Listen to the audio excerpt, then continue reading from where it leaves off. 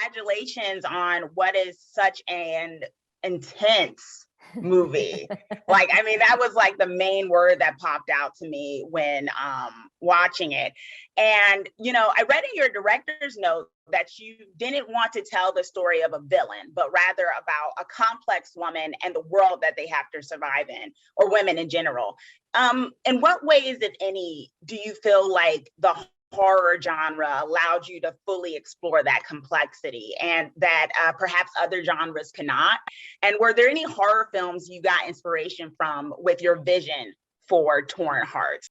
Yeah, I mean, I think horror lends itself to tell these kind of bigger stories. That has always been my take on horror. And I think a lot of people are drawn to horror for that reason, but maybe they're not. Maybe they're just drawn to horror because they like to see horror stuff and scary stuff and blood and guts or whatever. But for me, I always feel like I'm trying to do a little bit of a spoonful of sugar with your horror, like a little bit of like, let's think about the world in a broader way. Let's try to make some sort of bigger statement, make people walk away thinking, but also have a really good time in the process. Because I do think the movie is intense, but I think it's fun. It's fun. Yes. Like, I think it's like a good time. And yeah, I mean, there are quite a few movies I watched to prepare for this. In the horror world, Misery was one that really I thought about a lot because it's a woman in a house. There's some things going on that she's, you know, obviously psychologically like torturing this guy.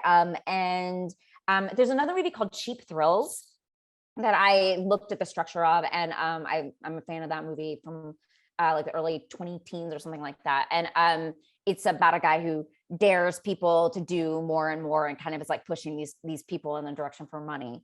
And I kind of tried to look at that more like psychological stuff because I wanted to make sure we were hitting on all those psychological beats for Harper's character. Awesome. You know, there's some great songs and music in the movie, and you know, which makes sense because there's a fusion of country music in this. Did you find it hard at all to kind of strike the right tone in your directing and atmosphere and creating an atmosphere in your directing choices? Because it's not always done, you know, the whole thing of country music in general with horror. I don't think it's ever been done. I think it's the first one. Yeah, I mean, it's something I thought about a lot because I kept thinking about the aesthetic that I wanted to go for. I wanted to go for like a super feminine aesthetic. I wanted to go for like this sort of like country maximalist look where, you know, a lot of fringe, a lot of gemstones, a lot of things that like maybe you wouldn't see in an everyday life, like make it a really heightened country world. And I think a lot of genre movies right now are definitely going more like shadowy, dark, simple. Yeah. And I will say I can be a bit of a like maximalist. I can be a person who's like, give me more on screen. I like to see a lot of things, which works out great when you get to shoot in a hoarder house, like in this movie, where it's like a woman who has too much stuff. And that's wonderful for me. That's just like playthings for me. So I think there's like a balance of that. I think I also, as a director, think a lot about the balance between genre and just a little bit of comedy, a little bit of fun, which is also like a hard thing to strike, but it's like my favorite world to sort of try to play in. So you have like these things that are like big and over the top, but it's still scary. Yeah, definitely. And so there, and I just noticed that there was such a great balance of that. Like there would be such an intense moment, then there would be a song, and I'd be like, okay, I'm rolling with this. You know, Katie Seagal is a powerhouse. Oh, yeah. Both in the real world and particularly in this movie. She plays a layered character, I would think. And how was it working with her? Did she have a particular way she wanted to come at the role? And did you have a particular vision for the way you wanted her character to come to life on screen?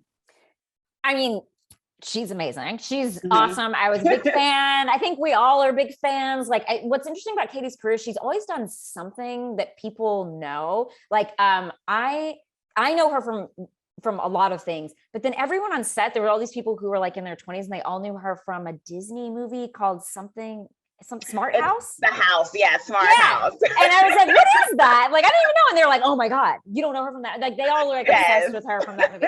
So like everyone knows her from something, but she had never done a horror movie before. So when we first talked, she was like, I've never done a horror movie before. Like, do you know how to do this? And I was like, I know how to do this. Don't worry. Like that part you can leave to me. You do what you do, which she does. Like she comes in, she's an actor who wants to work. I love working with actors. I love actors who want to like get into the character. If they have like 100 questions about the scene, that is not too many for me. I am ready to answer and talk about the character, the question, like every question they have, every character choice.